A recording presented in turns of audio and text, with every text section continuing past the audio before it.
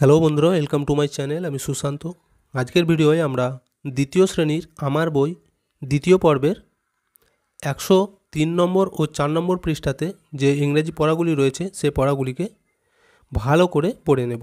আর ভিডিওটি শুরু করার আগে বলি, চ্যানেলে যদি প্রথম এসে থাকো চ্যানেলটিকে সাবস্ক্রাইব করে নিও এবং বেল আইকনে ক্লিক করে অল অপশানটিকে অন করে নিও।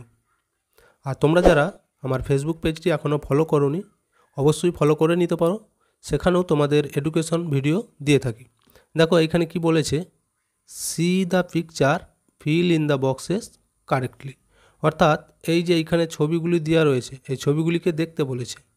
ছবিগুলি দেখার পর আমাদের এই শূন্যস্থানগুলো রয়েছে এগুলো পূরণ করতে হবে। অর্থাৎ ছবিগুলোর যা নাম ইংরেজিতে সেগুলি লিখতে হবে। তো দেখো প্রথমে যদি আমরা এই ছবিটি দেখি, কি আছে, বাঁধাকপি, তাই তো। বাঁধাকপিকে ইংরেজিতে কি বলে? ক্যাবেজ। তাহলে ক্যাবেজ বানানটা আমরা এই দিক থেকে শুরু করে এই লম্বালম্বি লিখে দেবো, ঠিক আছে। তার মধ্যে দেখো এখানে বিটা লিখে দেওয়া রয়েছে এবং ইটাও লেখা রয়েছে, বাকিগুলো আমাদের লিখতে হবে। ক্যাবেজ বানান কি? CABBAG, cabbage. তাহলেই আমাদের ক্যাবেজ বানানটা হয়ে যাবে। আবার দেখো এইখানেতে বেগুনের ছবি দেওয়া রয়েছে, তাই তো। বেগুনকে ইংরেজিতে কি বলা হয়? ব্রিঞ্জাল। তাহলে আমরা এই দিক থেকে এই নিচের দিকে এই ঘর বরাবর ব্রিঞ্জাল বানানটি পরপর লিখে দেবো।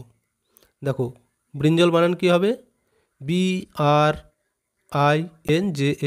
ব্রিঞ্জাল। বুঝে গেল?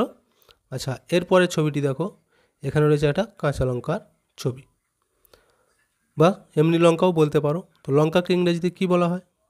চিল্লি। তাহলে এইখান থেকে শুরু করে এই বরাবর সোজা করে আমরা লিখে দেবো চিল্লি, ঠিক আছে। CHILLI, চিল্লি। তাহলে আমাদের হয়ে গেল। আচ্ছা, এরপরেরটা দেখো এবার নিচতে এখানে কি বলেছে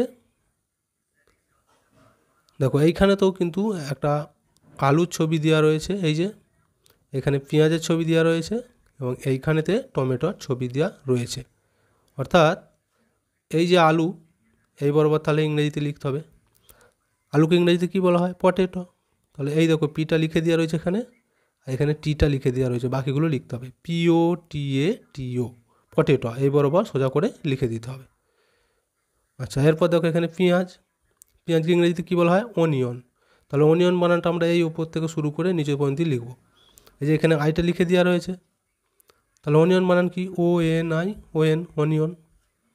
আচ্ছা, এইখানে দেখো টমেটোর ছবি, তাহলে টমেটো বানানটাও আমরা এখান থেকে শুরু করবো। দেখো এখানে টিটা লিখে দেওয়া আছে, বাকিগুলো আমাদেরকে লিখতে হবে TOMATO, টমেটো। এরপর 104 নম্বর পৃষ্ঠাটি দেখো, এখানে একটা কবিতা দেওয়া রয়েছে, খুব সুন্দর করে এটা আমরা পড়ে নেব। প্রথমেই কি বলেছে দেখো, লিসেন অ্যান্ড সে, শোনো এবং বলো। তাহলে কবিতাটি এখন পড়ে নেব। দেখো প্রথমেই বলেছে, টমেটোস আর রেড, বিনস আর গ্রিন। টমেটোর রং হয় লাল এবং বিনস হয় সবুজ রঙের। A brinjal has crown just like a queen. Brinjal মানে কি? বেগুন। অর্থাৎ একটা বেগুনের মুকুট রয়েছে, জাস্ট লাইক এ কুইন, রানীর মতো। দেখো এই যে বেগুনের ছবিটা যদি আমরা দেখি, বেগুনের এই যে মাথার উপরের দিকটা দেখো, এই যে বোঁটার কাজটা, ওইটাকে বলা হচ্ছে মুকুটের মতো, ওই জন্যই বলেছে যে রানীর মতো একটা মুকুট রয়েছে। আচ্ছা, এরপরেটা দেখো কি বলেছে, পটেটোস আর ব্রাউন, অনিয়নস আর পিঙ্ক। আলুর রং হয় বাদামি রঙের এবং পেঁয়াজ হয় গোলাপি কালারের, পিঙ্ক মানে গোলাপি। আচ্ছা, তারপর দেখো, carrots have juice which I can drink. Carrots অর্থাৎ গাজরের আছে রস, হুইচ আই ক্যান ড্রিঙ্ক, যেটা আমি পান করতে পারি। আচ্ছা, তারপর দেখো, vegetables make me healthy and wise.